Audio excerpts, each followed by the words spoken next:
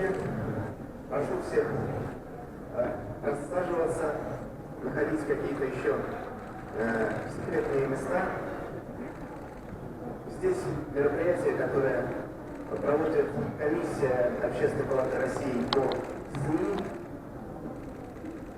И, в общем, приятно, что здесь пустых мест нету. Мы много видим здесь наших коллег, товарищей. Наши коллеги по Общественной палате в зале находятся в любой момент, могут выступить с репликами. И приятно видеть здесь, вот знаете, всегда часто спрашивают журналисты, в чем выхлоп от наших встреч. И здесь я вот сразу вижу сходу группу коллег, которые как раз реализовали проект по итогам наших предыдущих мозговых штурмов.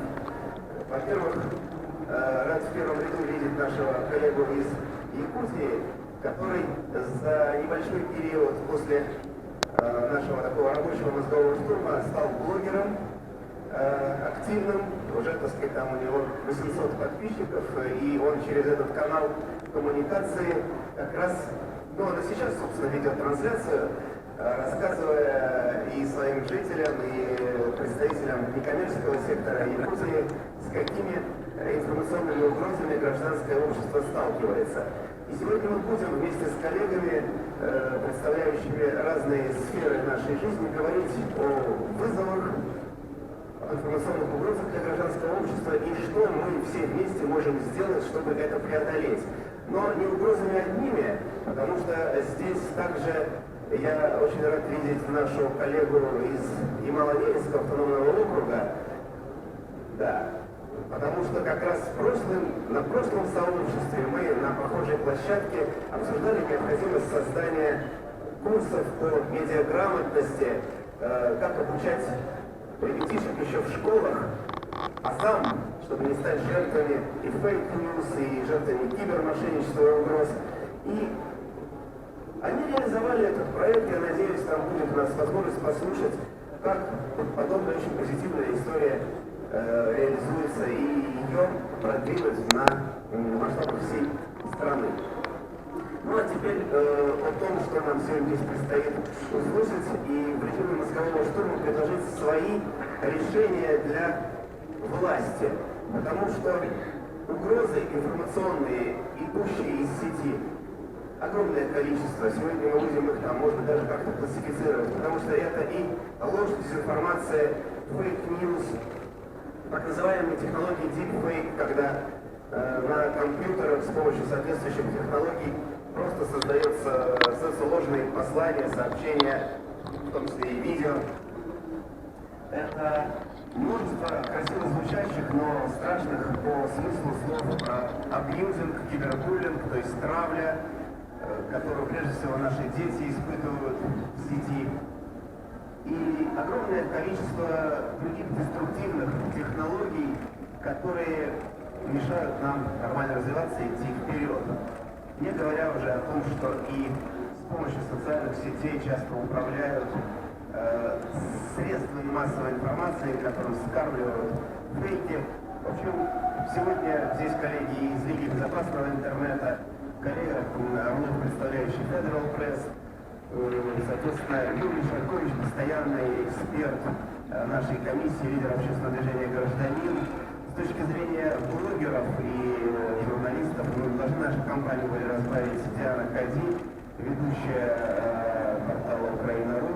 Ну и, конечно, Игорь Ашманов, человек, который всегда глаголом жжет сердца людей и бьет в самую точку, потому что его компания Ашманов и партнеры и мощная исследовательская группа Криком — это всегда источник самых свежих и страшных цифр, которые имеют отношение к нашей информационной безопасности. И я с удовольствием веду Станиславовичу слово и предоставляю.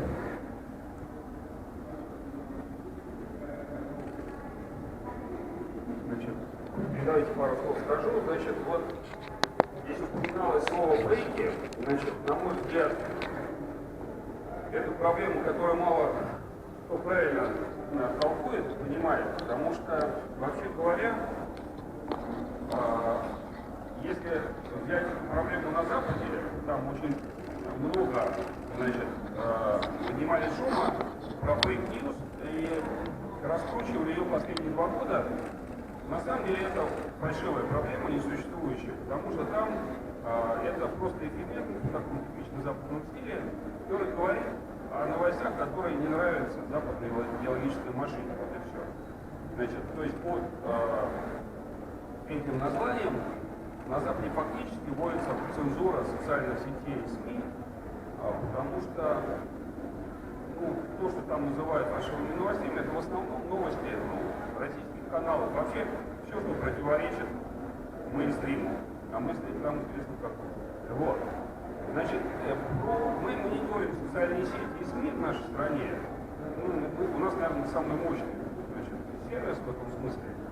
Значит, я хочу сказать, что проблема вообще не фейк. То есть под фейками все понимают разные. Например, просто новости с желтым заголовком, который не соответствует содержанию новости, да, такой так называемый кликбейт. Или, значит, фейки, которые, там, условно говоря, про историю или еще про что-то. На самом деле, проблемой нашей является не фейки, а информационная война. Потому что, у нас приняли закон о фейках, да, этот закон охватывает из этих так называемых фейков, самых разных видов фальшивых, он охватывает, наверное, процент или 0,1%, то есть те вбросы и фальшивки, которые привели или могли привести к тяжелым результатам, создать панику, условно говоря, как крикнуть пожар в переполненном театре. Таких на самом деле мало. Были такие, например, истории, когда был пожар в Зимней Вишне, да, и там чуть не вызвали волнение на площади, когда, значит, вбрасывали фальшивки о том, что там сотни трупов, что их там сзади дверей вывозят и взорвали на кладбище, или там морги переполнены. Это довольно редкая вещь, а фальшивки, которые перепрошивают сознание, идут каждый день десятками и сотнями. И к ним нельзя даже предъявить претензии, потому что это мнение. Это фальшивки, которые не угрожают. Это на самом деле просто непрерывная накачка негативом и фальшивой картиной мира. Не конкретными фактами фальшивыми, да, тем, что выдают за факты, а просто, значит, такая перепрошивка постоянная. Причем, я уже пару раз говорил, что в основном наши политтехнологи, Александр Слав, что предложить власти? Наши политтехнологи в основном интересуются результатами выборов. У них это основное, значит, КПЭ, ключевой показатель эффективности и так далее. И с точки зрения выборов, там, совсем одна аудитория, это одноклассники там, да, и так далее, в возрасте, которые в поле, чуть ли не пенсионеры, которые реально голосуют. А перепрошивка идет на уровне молодежи, которая будет нашей страной управлять через 10-15 лет. И это два совершенно разных процесса, электоральный и процесс перепрошивки мозгов. Мы это видим, в частности, в своей сфере, в программистской. У нас практически все айтишники абсолютно убеждены, не практически все, но довольно много, что все интересное происходит в Штатах, что надо ехать там и так далее, давно всех перепрошили. И в этом смысле тут дело не в фейках, а в том, что идет поток воздействия на мозги, значит, информационная война, которую очень многие просто даже не ощущают, принимают ее за эффект свободы слова. Просто все люди высказывают свое мнение. Мы, когда это все анализируем, мы видим все эти распространения, как этот сброс сбрасывается в следной бачок, так называемый, то есть квази-СМИ какой-то фальшивый аккаунт виртуальный, как потом его поднимают, отмывают в СМИ, такой цикл отмывки СМИ, потом подхватывают снова в соцсетях. Это технология, которая, в общем, довольно развитая, и самое главное, которая свою цель находит, то есть она производит эффект. В этом смысле там дело не фейк. Фейк это такое какое-то узкое явление. Надо что-то делать с информационной войной. На мой взгляд, у нас, к сожалению, на мой взгляд, систематическая работа в этом направлении государства, по крайней мере, нужно создавать какой-то центр анализа этих самых фейков, вбросов и вообще информационных атак. И этим должно заниматься государство, потому что это не коммерческая деятельность, этим надо заниматься постоянно, это сотни людей. И, конечно, последнее, что надо сказать, что даже если мы зачистили всю эту грязь, большую часть которая инспирирована Западом, на самом деле, и управляется людьми очень профессионально, то вот там останется пустое место, а надо засевать своей полезной флорой. То есть нам нужен позитивный контент, которого, к сожалению, довольно мало. И вот здесь гражданское общество должно помочь, потому что часть этого контента большая, может создаваться просто... Она и создается, и никто не продвигает. Ну, есть хороший пример, давнишний сайт, сделанный у нас.ру, да, который рассказывает, что у нас реально происходит, сколько заводов открыли, сколько лодок спустили, да, там, кораблей и так далее.